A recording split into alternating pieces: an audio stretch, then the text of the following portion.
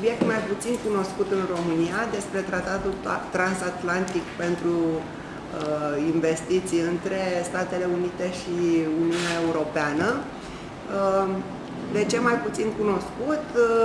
Mai puțin cunoscut pentru că el se negociază în secret și pentru că nu s-au făcut foarte multe discuții în România despre acest tratat. Nici chiar reprezentanții ai Parlamentului, nici chiar reprezentanții noștri în Parlamentul European nu știu foarte multe despre acest tratat. Am început această campanie la începutul lui octombrie 2014, împreună cu o coaliție de ONG-uri din România și, desigur, împreună cu o coaliție de ONG-uri la nivel european. What we are doing is not only collect signatures and make press releases and hold public meetings. On Saturday we had a big demonstration in Berlin with 50,000 people demonstrating against TTIP. And this was a demonstration joined by thousands of farmers who brought their tractors to the demonstration because they say TTIP is not good for the European agriculture, it will only help agribusiness corporations. So why are so many people in Germany and many other countries in Europe against this proposed TTIP? I think it's because people have understood that this is an agreement that is not good for European business, it's not bringing jobs and growth and things like that. It is not even a free trade agreement.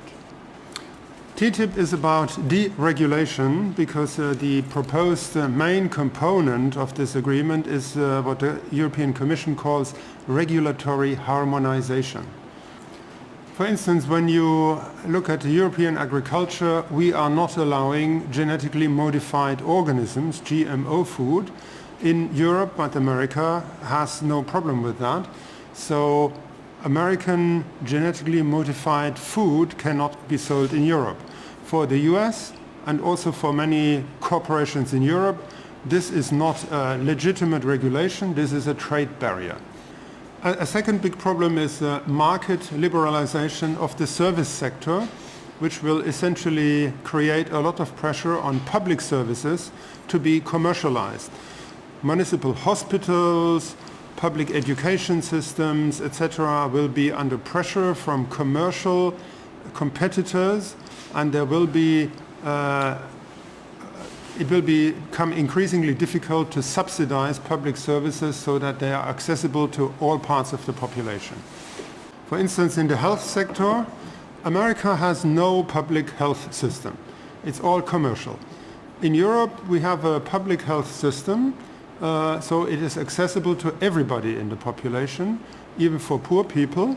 And if you have a TTIP with a clause saying that foreign investors must be treated equally like domestic investors, the consequence could easily be that the foreign investor says a municipal council can no longer subsidize a hospital unless he subsidizes every hospital, even the American commercial one, or no hospital, so that you have a level playing field.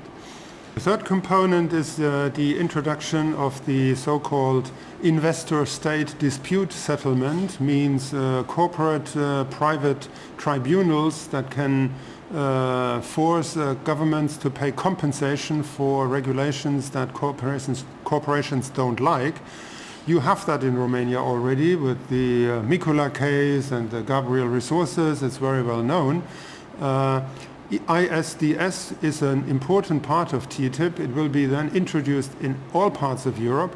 Now you can say this doesn't mean a big change for Romania because you have it already, but it is a big change because at the moment Romania can terminate these treaties. If you don't want them anymore, you just quit them and you say bye-bye. If ISDS is incorporated in an EU treaty, you can no longer do that. The EU can only do that as a whole. Romania individually cannot anymore terminate such a treaty. More than 30 parliaments have to say yes, not only to the Canada Agreement, but also to TTIP.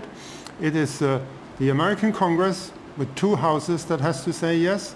It is the European Parliament that has to say yes, and the parliaments of 28 member states that have to say yes, and we are pretty optimistic that at least one will say no.